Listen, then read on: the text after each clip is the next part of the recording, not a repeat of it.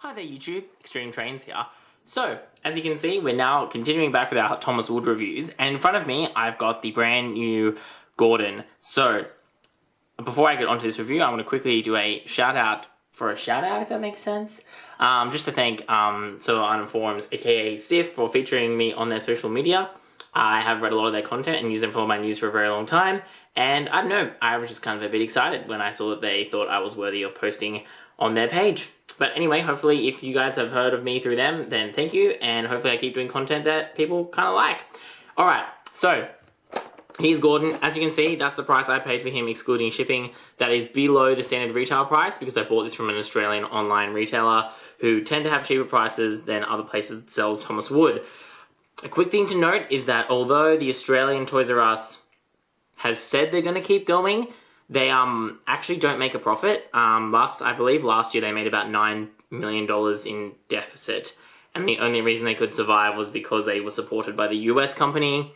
So at this point, I don't know what's going to happen to Toys R Us in Australia. I'm really hoping that it doesn't go under, because as much as distribution in Australia for toys is pretty awful, Toys R Us is still a really good place to visit. It's still really exciting, and they do have a very good range, which you just don't find anywhere else. So, you know, that's one thing I think would be very sad if they go, and I'm sad for the fact that all people in America have lost Toys R Us, and it just, I guess, you know, there's nothing you can do about it, but it is something I think, particularly in a Thomas Wood review, considering Thomas Wood is the kind of thing which I know featured very heavily at Toys R Us initially as a test, that is sad. Alright, anyway, so here's Gordon. We're going to take a look at him in this review. Let's go, let's do it.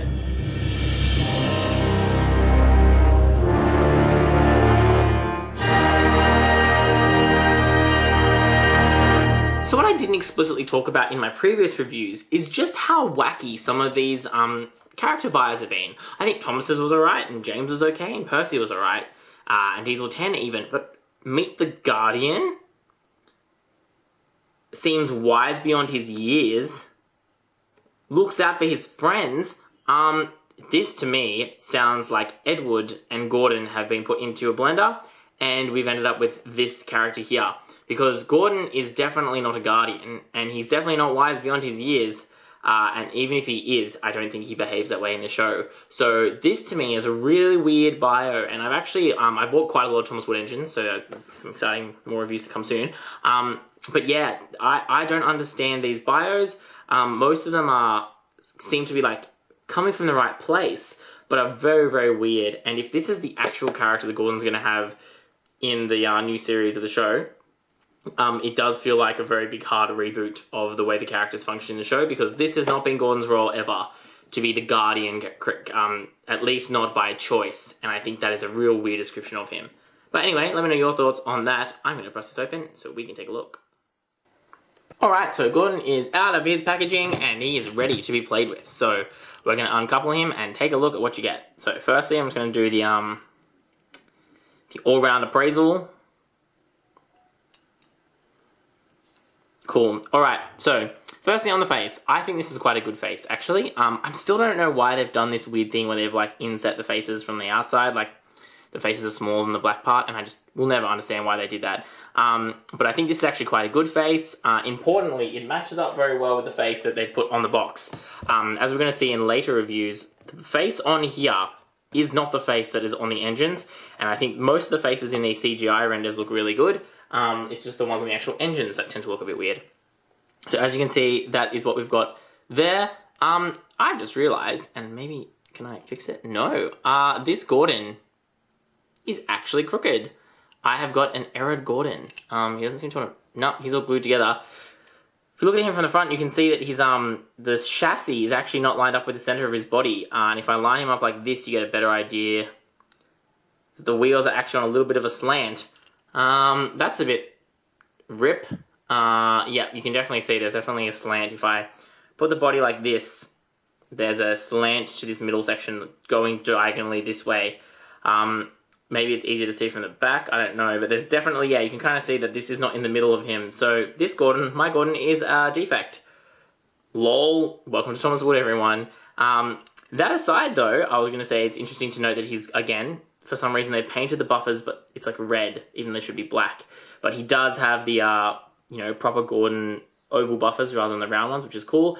I like how much detail they've packed into these side bits. The fact that we've got a, you know, cylinder, this black space here, the red lining, the humps for the wheels, which again look kind of weird because they just don't even get close to lining up with his wheels. Again, the printing along here is nice. Interesting to note that he's got the filled-in dome versus James, who had the not filled-in dome. Again, why these gaps are here, I don't understand. Like, why is there a gap here? What is going... Why can't they go around? Why? I don't get it. It's really weird. Like, you built these new machines. Why don't we just build them so you can paint the whole thing? It just seems weird to have this break. Like, it just... I understand it when it breaks on a different surface, but this is the same continuous surface, so they should paint all the way through it. Rant over. You can see again we've got the cab details here. We've got the roof. Interesting to note that there's a little bit of bleed, it seems, over the side here from this roof spray.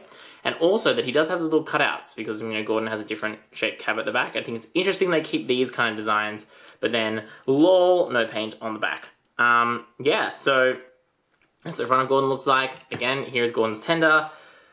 Just like James, you know, it's a brick. It says Gordon's tender underneath. I'm trying to suss out if these wheels are lined up. I think they are, from the looks of things.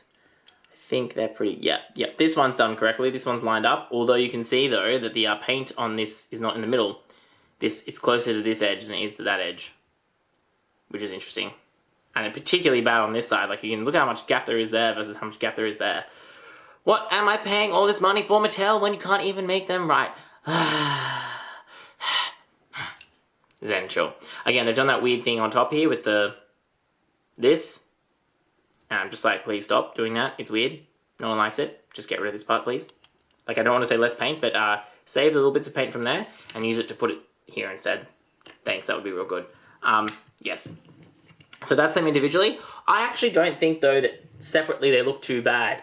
Even though Gordon is obviously a lot smaller, I think, than he obviously should be. Like, again, we put him up next to Thomas, and lo and behold, they're the same size. Like, they're actually just the same size. Which is unfortunate. I think they've done a decent enough job of making Gordon's face bigger. As you can see, Gordon's face is substantially bigger, of making his running board bigger, of making his boiler bigger, that he still feels like a bigger engine, even though he's actually the same size as Thomas, if that makes sense. So I think they've done a decent job of fudging the scale with Gordon, so that he feels like, whoo, express coming through, like, a bit more impressive, I think, than he actually looks, and then he's actually sized. Yeah, I didn't realise that. That's really going to annoy me now, the fact that he's not even. Yeah, that's my first Thomas Wood engine to have a factory defect like that. But hey, it's probably not the last. Maybe that'll make it special in the future. You know, because it'll be like, oh, I have a factory defect one. If I noticed, I should have left him in the box and bought another one for this review. Anyway, so yes, that is Thomas Wood Gordon. I think, again, it's not... Look, it's like all Thomas Wood. If you don't like Thomas Wood, you're not going to like this one. He's not going to bring you over and convince you that Thomas Wood is good. But I think, judging by the standards of Thomas Wood, this is actually a pretty decent model. It's got some good details. It does a good job of fudging the scale. It has a really good face, which is important. And actually, you know, as much as I don't like these block tenders, I think it looks less dumb on Gordon, because Gordon has a very big tender anyway. So if his is a bit blocky, I don't think it looks as bad, because like Gordon is meant to have a big tender. Because he's a bigger engine versus James, who's meant to have a small tender. So I actually don't think it looks quite as bad as it does on some of the other engines. Yeah. Okay, that's my thoughts on Gordon. I'd love to hear your thoughts, particularly about the factory error. What do you think, does it make it worth more? Do you just make it worth less? I don't know. I know there's, being a Transformers collector, there are so many factory errors on toys, and I don't know whether I just never realized as a kid. But, you know, as a kid, I played a lot with Lego, which is actually very good quality-wise versus most other mass-produced toys. And I have to say, I do actually have a lot of Transformers from my childhood, which were actually, you know, things didn't quite fit right, or things got floppy when they shouldn't have, or things didn't transform exactly as the instructions said, etc., etc. And it's only now that I've become a toy collector that I've realized just how common these kind of mistakes are. So, I'd like to know your thoughts on factory errors, and then again, like, this is a mass-produced toy. There are thousands of them made every single day. How good do we expect them to be? And I think that's a really interesting question, and I'd love to hear your thoughts on it. Alright, I've segued a little bit away from Gordon, but again, thanks for watching. Do those cool things you do on YouTube, like, subscribe, comment, blah, blah, blah, blah, blah. Keep collecting, and as always, thanks for watching. This is XtremeTrainz.